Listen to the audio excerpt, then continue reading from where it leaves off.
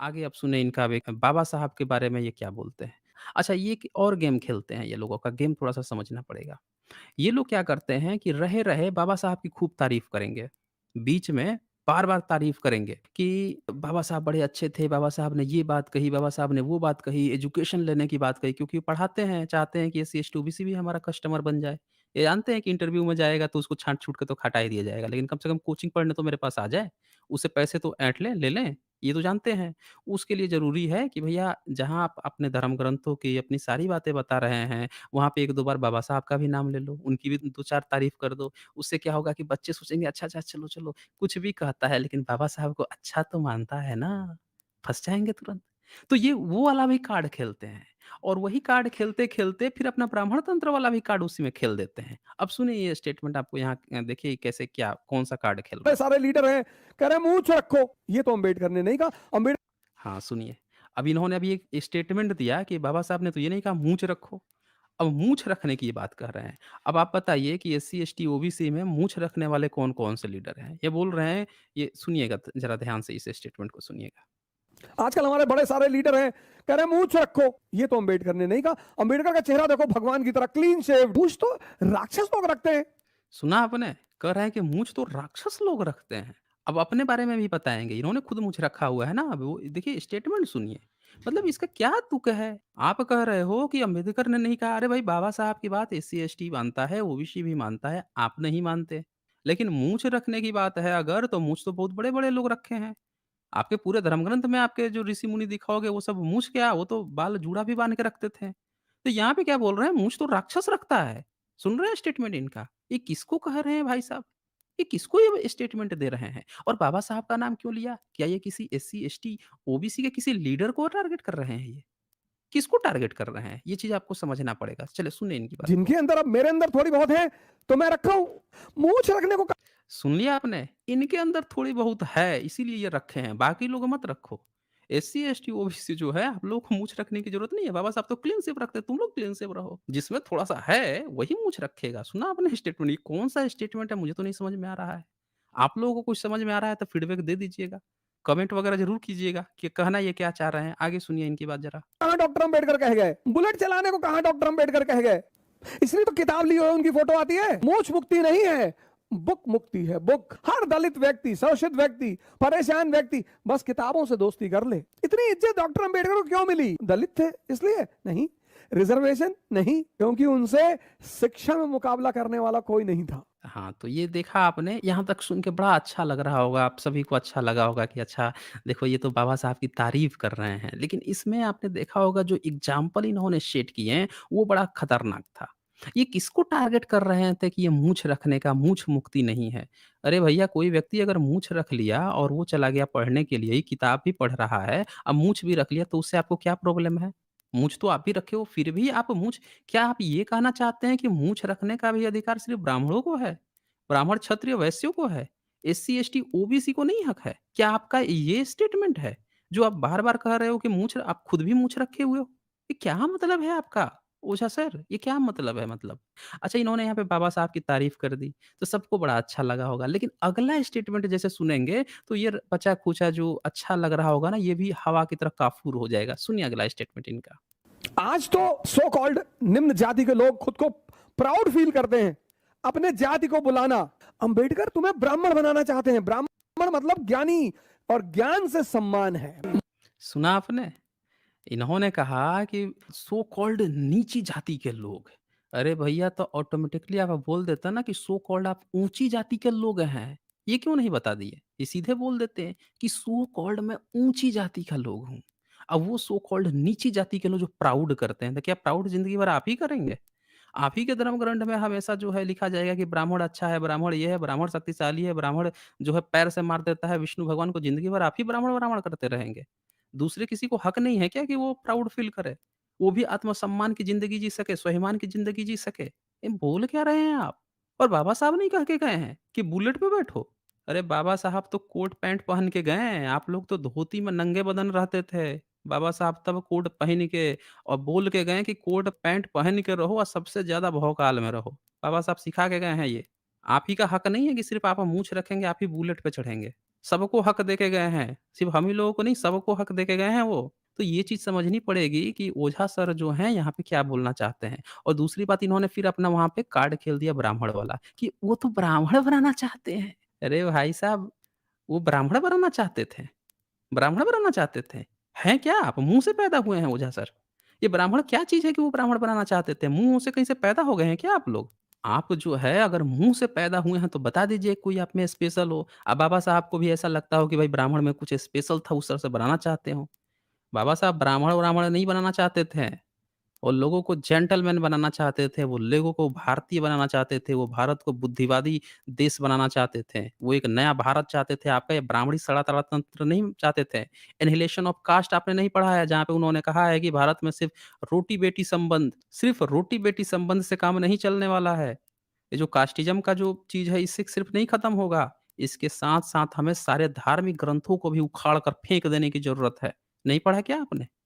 नहीं पढ़ा होगा, क्योंकि आगे मैं दिखाऊँगा इनको कि ये धर्म ग्रंथों की तारीफ़ भी करते हैं, उससे मोटिवेशन भी निकालते हैं, ये देवी-देवताओं की बात करते हैं। अभी ये बाबा साहब के नाम ले लेके ये सिर्फ़ क वो बटोर रहे थे क्रेडिट, लेकिन ये भी स्टेटमेंट आप लोगों ने ध्यान से सुना होगा तो आपको पता चल गया होगा कि वहाँ पे भी ये अपना ब्राह्मणी तंत्र ही चला रहे थे। आगे सुनिए ओझा सर का और क्या कहते हैं ये। मन दो चीजों से काबू में आएगा, या तो नशे से या ध्यान से। सुना आपने? क्या गज़ब का स्टेटमेंट दिया ओझा सर, मतलब ओझा सर मतलब तो छा गए, मतलब आप सामने होते तो मैं नारियल फोड़ देता। कहाँ पे? आपके लिए? नहीं। वो मत समझिए पूजा-पाठ कर देता नारियल फोड़ के। भई कह रहे हैं नशा से, ध्यान से। अरे ओझा सर, ये नशा करने से कौन-सा ज्ञान की प्राप्ति होती है? ये क्या मिलता है नशा करने से?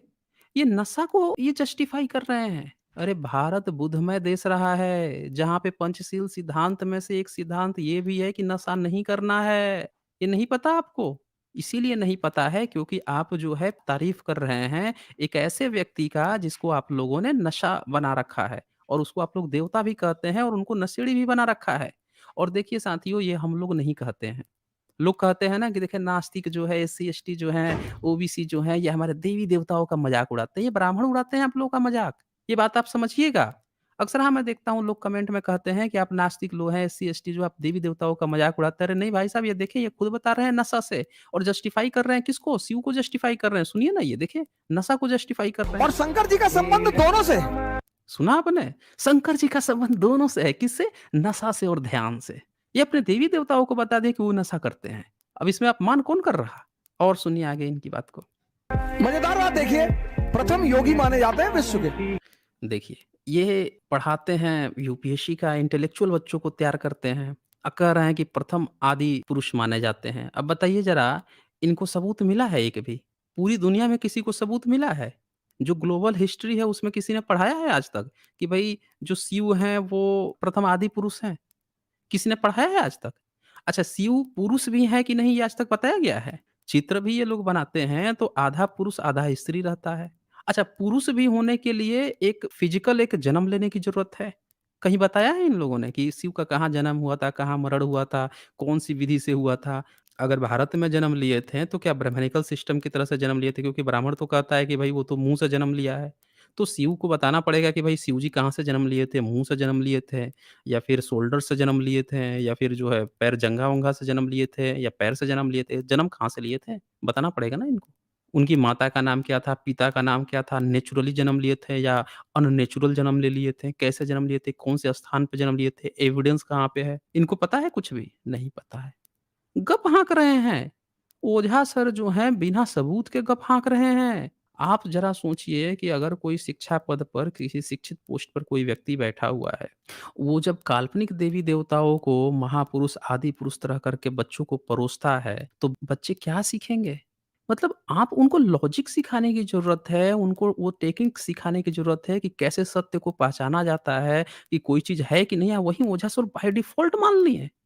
कथा-कहानी से कथा-कहानी से। उससे पहले इन्होंने क्या माँगा था कि भई कब शूद्र को शीशा पिघलाने की बात हुई है, कान में पिघला कर डालने की बात हुई है, कब क्या बात हुई है? और यहाँ पे देखें ये देवी-देवता को डिफाइन कर रहे हैं। धीरे-धीरे इनका आगे बढ़ रहा है। ये चीज़ समझने की ज़रूरत है, जहाँ पे ये देखेंगे कि हमारे एससी, एसटी स्टूडेंट ज़्यादा हैं या वो कौम ज़्यादा है, वहाँ बाबा साहब की तारीफ़ शुरू कर दो। जहाँ पे इनकी ब्राह्मणिकल सिस्टम सेट है, वहाँ पे देवी-देवताओं का चालू कर दो। पूरा इनका कार्ड जो है सेट है। आगे सुनिए ज़रा इनकी बात को और नशा को डिफाइन कर रहे हैं कि भई नशा जो है शिव जी का बड़ा कनेक्शन है और ध्यान भी कनेक्शन है। आगे सुनिए। ब्रह्मांड के मन जो है वो दो चीजों से काबू में आएगा, एक तो नशे से, पर नशे से वो कुछ समय के लिए आएगा, कुछ समय के लिए आपको दुनिया का सारा दर्द भुला देगा। सुना आपने? नशा से मन काबू में आता है और कुछ समय के लिए पूरा दर्द भुला देता है। बहुत एक्सपीरियंस है ओझा सर को। भई नशा हम लोग तो आज तक किए नहीं तो हमें तो नहीं एक्सपीरियंस है, लेकिन ओझा सर को बड़ा एक्सपीरियंस है कि कुछ समय के लिए भुला देता है। और ये एक्सपीरियंस इनको कहाँ से मिला है? ये शिव जी से मिला है इनको। ये ज़रा समझिएगा ओ ओझा जी की बात को और 4 घंटे, 5 घंटे, 6 घंटे, लेकिन 6 घंटे बाद वो फिर जिंदा हो जाएगा और दर्द हो जाएगा। फिर जब और दर्द हो जाएगा तो व्यक्ति फिर और नशे की तरफ भागेगा, फिर ऐसा हो जाएगा कि वो नशा उसे मार डालेगा। तो वो नशा, वो धतूरा, वो भांग, वो गांजा, ये जितनी भी नशे की चीजें हैं, ये भोलेनाथ पे चढ़ाई जाती है। सुना? ये जितने भी नशे वाली चीज़ें हैं सब भोले बाबा पर चढ़ा दी जाती है। अरे भई आप कहना क्या चाहते हैं? भोले बाबा जो हैं वो नशेड़ी हैं, आप ये कहना चाहते हैं? ओझा सर बता रहे हैं दोस्तों। ओझा सर जो है ब्राह्मण हैं और वो बता रहे हैं कि जितने भी नशे की चीज़ें हैं, वो सब जो है उन पर चढ़ा दी जाती है, इसका पूरा कनेक्शन है। अच्छा, अपने पास क्या रखना चाहिए? ध्यान रख लेना चाहिए। प्रभु ये तुम ले लो और ध्यान हमको दो। अरे प्रभु कैसे देंगे आपको ध्यान? अपना तो वो ध्यान रख नहीं पाए हैं, आपका ध्यान दे देंगे। अपना तो आज तक वो फीडबैक नहीं दे पाए हैं कि कहाँ पे उनके पिताजी का नाम क्या था, उनके माताजी का क्या नाम था, आज तक तो आके बता के नहीं गए। आज तक ये भी नहीं बता के गए कि उनकी कौन-सी पीढ़ी यहाँ पे चल रही है। ये भी नहीं बता के गए कि भारत के किस हिस्से में उनका जन्म हुआ भी था कि नहीं हुआ था, हैं? नेचुरल हुआ था, अननेचुरल हुआ था, कैसे हुआ था, कहाँ गई उनकी पीढ़ी, कब हुआ था, कौन-सी सदी में हुआ था, आज तक तो कुछ बता के नहीं गए। और ये बोल रहे हैं कि आप उनको दे दो नशा, वो दे देंगे ध्यान। कैसी बातें करते हैं ओझा सर जी, कैसी बातें करते हैं। दरअसल इस पूरे केंद्र का इस जो बातें ये बता रहे हैं, इसका कोई मतलब निकलता नहीं है। लेकिन एक मतलब ज़रूर निकलता है कि जितने बच्चे वहाँ पढ़ रहे होंगे, वो बाय डिफ़ॉल्ट शिव को उनके मन में भावना आ जाएगी शिव की, कि हाँ, शिव नाम का कोई व्यक्ति है, जब ओझा सर कह रहे हैं, तो ज़रूर कोई ना कोई तो हुआ ही होगा, तभी तो है। मैं बता रहा हूँ, मैं गारंटी देता हूँ, भारत के जितने भी पीएचडी होल्डर हैं, जितने भी डॉक्टरेट हैं, प्रोफ़ेसर हैं, जितने भी इंटेलेक्चुअल लोग हैं, आप बैठा के पूछ लीजिए ईश्वर होता है कि नहीं होता है? भगवान जी होते हैं कि नहीं होते हैं? मैं बोल रहा हूँ उसमें से 95% जो हैं उनको पता ही नहीं होगा कि नहीं होता है। कहेंगे कि हाँ होता है, होता ही होगा। ऐसे ही थोड़े लोग मान लेते हैं। ये सब उत्तर होता है। इतने जो अपने को सो कॉल्ड इंटेलेक्चुअल कहते हैं और उसमें से हमारे ओझा जी भी आते हैं। ये समझ रहे हैं? ये हालत है भारत के एजुकेशन सिस्टम की, जो एजुकेशन देने वाला है वो रेशनैलिटी दे ही नहीं रहा है। वो आपको सबूत देना ही नहीं पहचानना ही नहीं सिखा रहा। उल्टे बाय डिफ़ॉल्ट जो ऑलरेडी रिजेक्ट कर दी गई हैं, उन चीज़ों को लाकर और परोस दे रहा है।